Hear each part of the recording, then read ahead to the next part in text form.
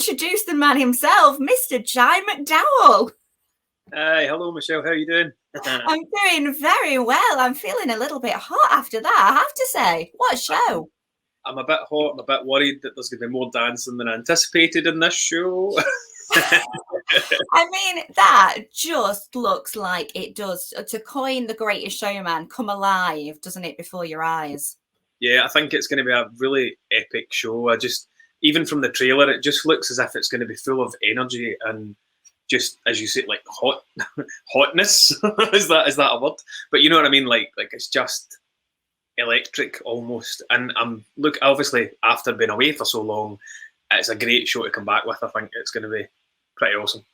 Because it's a real mix. It's called Come What May, as we saw on the trailer there. And it's not just Moulin Rouge, as you might imagine, because, you know, the song Come What May comes from Moulin Rouge. You've got a bit of The Greatest Showman in there. A Star is Born, one of my favourite things, and Burlesque. So there is like a real mashup, which for you as a performer must be really exciting to get your teeth into. Yeah, it's one of those things that you... Obviously, if you're in a musical, it's just those songs. But to be in a sort of compilation production almost, it's pretty good because you get to sing songs that normally I probably wouldn't pick for a set list. Like I know, obviously, the Moulin Rouge soundtrack is pretty epic. Weirdly enough, I was listening to it a couple of weeks before this job came in because of the West End transfer from Broadway, and I just thought the music was absolutely incredible. And then this came through and I was like, oh yes, I want to sing Moulin Rouge songs for 8 weeks. Of course I do. That's fantastic. That's just amazing. It's almost like that's meant to be, Jai. I mean, I love it. I've actually had a friend of mine who's a little bit angry at me for not actually being in Moulin Rouge in the West End. And I was like, it's fine, there's still time. And now I'm going to go into and learn all the songs anyway, so I'm going to be ready. So you've got the best of both worlds. So what's going to happen is you're going to do Come What May, then we're going to see you on Broadway, yeah? Exactly. That's exactly what's going to happen. Love it. Well, we can see some of the dates that's scrolling across the screen at the moment, but I know there's not too long before you take the helm of that show, is there? I mean, it starts in September.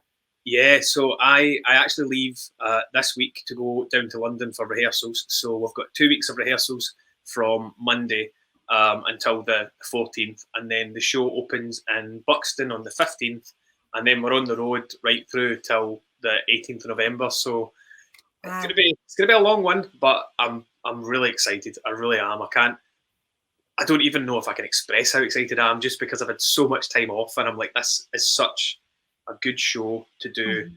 Energy, like I'm definitely going to be fit after this. Oh, absolutely, especially if they get you doing the can Jai. I know. Can you imagine trying to sing and do the can at the same time? Yeah, good luck with that one.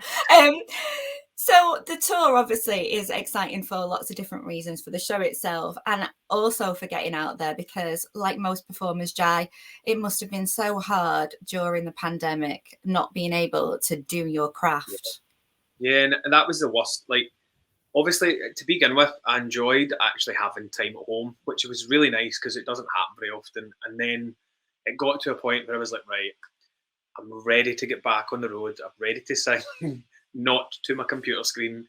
And it was just one of those things, like, I knew I loved my job before, but now I just don't think I could do anything else. Do you know that way? It's like I don't ever want to do anything else, and I want to keep doing this until I can, basically. I mean, yeah, I think what it's done is it's made us appreciate what we've got and what we want in life. But I mean, gosh, you knew a long time ago, because let me rewind to when you first came on the scene to us and we knew you in Britain's Got Talent. That was 10 years ago. It feels like 2 minutes, Jai. I know. So I had grand plans for my 10-year anniversary, but I thought I had plenty of time to plan this.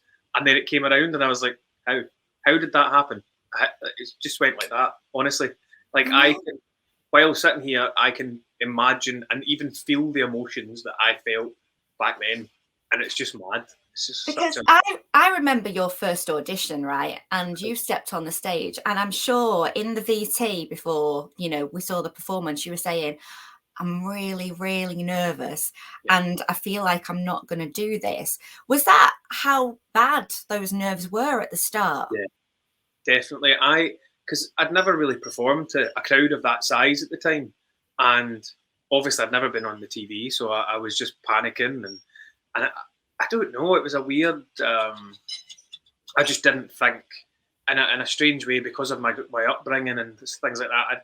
I just didn't think it was going to go my way, or I was going to manage to do it, or I was going to chicken out, or I don't know.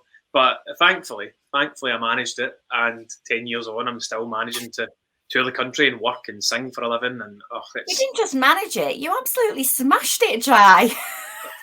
I mean, the voice, your vocals are fantastic. And I know that since then you have gone on tour. You've gone on tour with this lovely lady that also has a bit of a connection to Britain's Got Talent, Susan there. that was a lovely tour.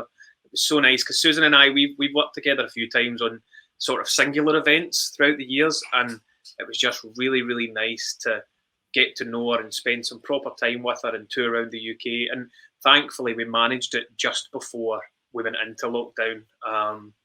Was that her 10 tour?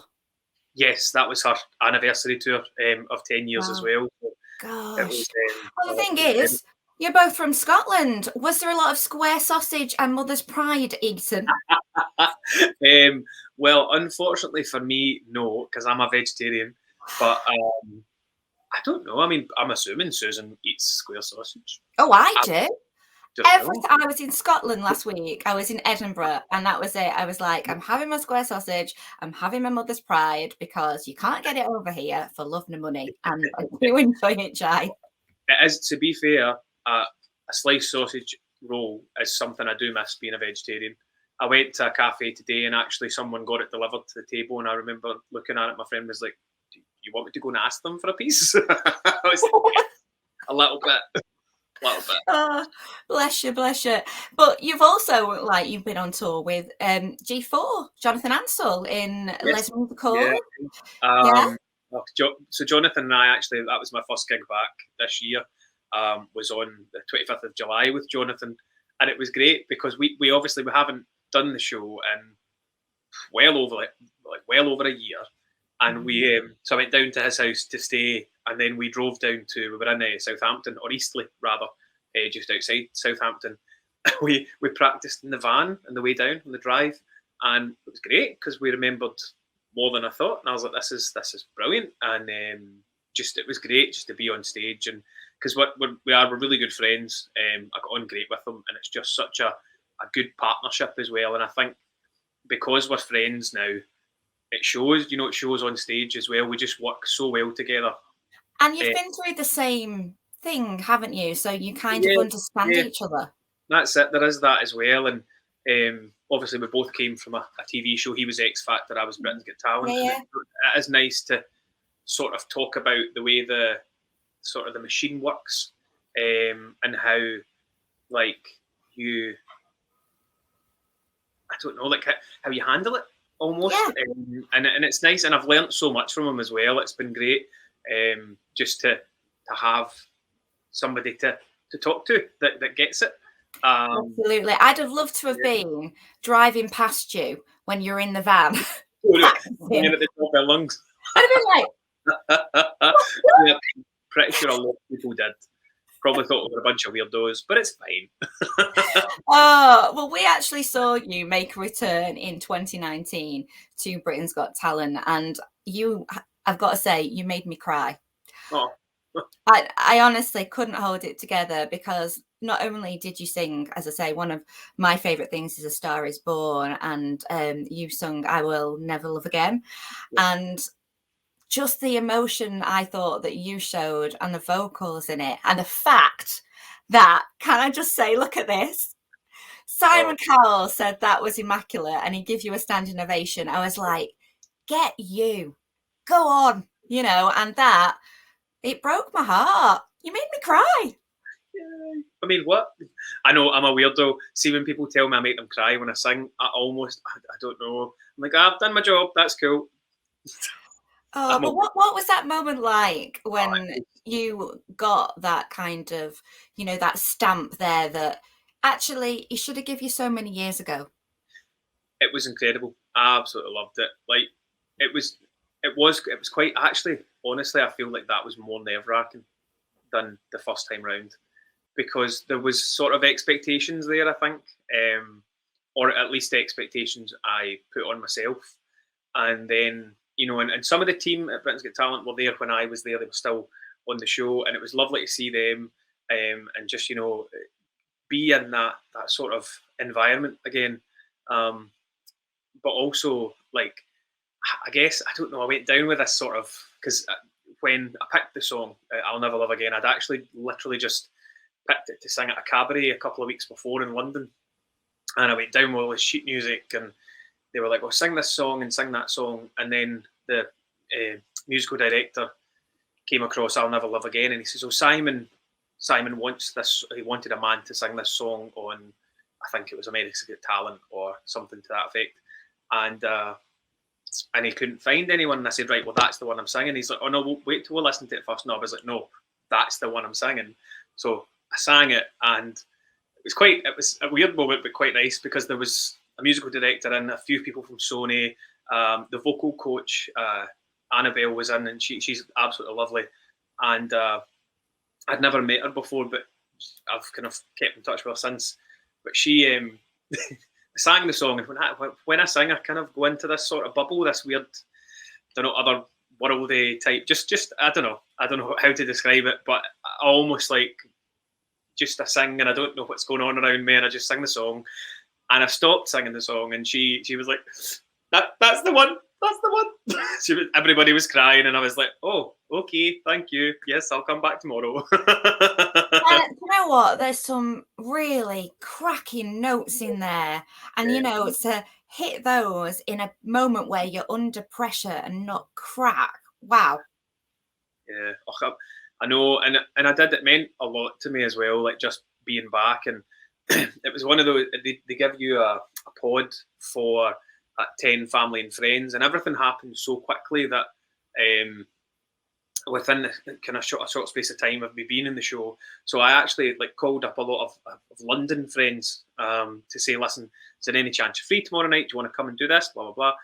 And it just, at one point when I was singing the song, I looked over, and they sort of spotlight your family and friends. And I looked over, and I was like, I wouldn't know any of those people if it wasn't for Britain's Got Talent.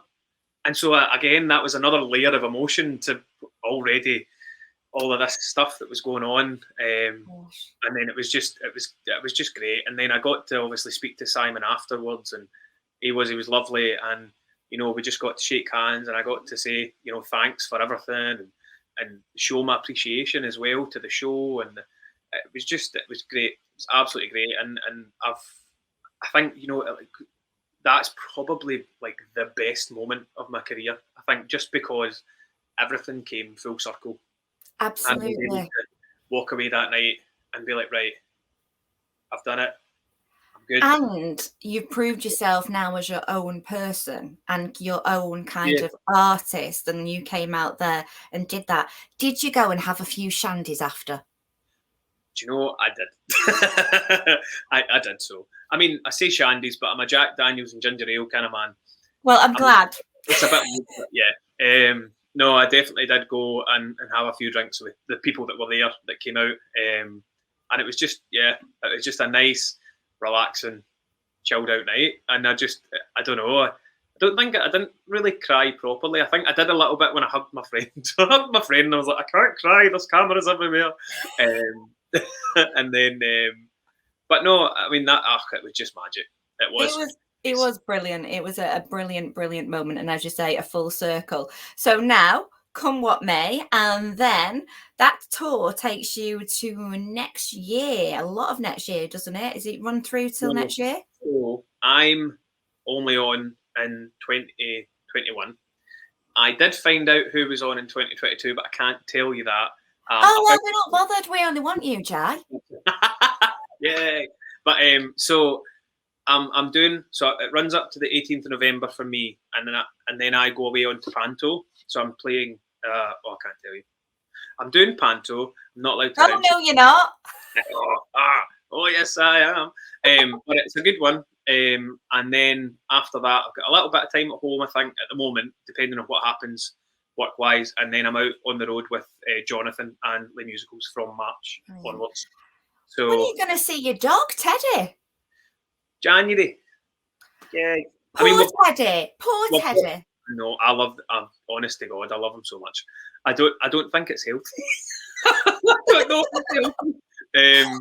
No, I've been away for the last kind of week or so, just doing gigs and stuff, and then I went down to do press for Panto, and I got home the other day, and he jumped up into my room and into my bed, and I was like, "Oh, wee son," and it was just nice. I just like him. He's such a lovable wee guy. But I have breaks in between, come what may, some of the dates. So there's some of the dates I will go home and come back. So I will see him. And he's like that. Daddy's back! Yay! That's pretty much it. I know. Oh, that's brilliant. I've got a dog called Bear, and it's the best thing in the world. He's 9 months old, and he gets treated the best in the house. I have to say, he's just, he's my baby. Yeah, pretty much. Yeah. Well, I shall let you go, lovely Jai. Thank you so much for joining us in the Hive. It's been really nice to chat to you and catch up. Please do come back on when you actually have a chance to breathe, Jai, because I know it's going to be quite a busy few months ahead. And yes, and we'll see you soon again. Well, thank you very much. Take care. Enjoy doing the can. Don't let it wear you out. All right, take care. Oh, brilliant. That was Jai. Now, if you want to go and see Come What May show, then you can get tickets for those dates. Remember, Jai is only in it until November. So if you are a big fan of Jai McDowall, and who wouldn't be, he's an absolutely lovely man, as he proved just then. He's going to be great on that show. Absolutely fantastic. And you can find out more about dates and book the tickets there.